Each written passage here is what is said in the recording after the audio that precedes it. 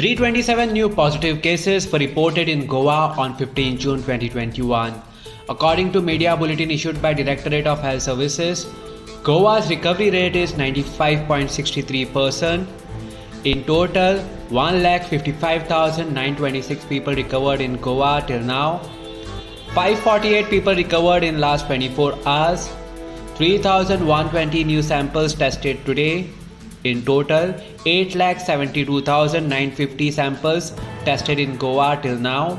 In total, 1,63,048 people reported positive in Goa till now.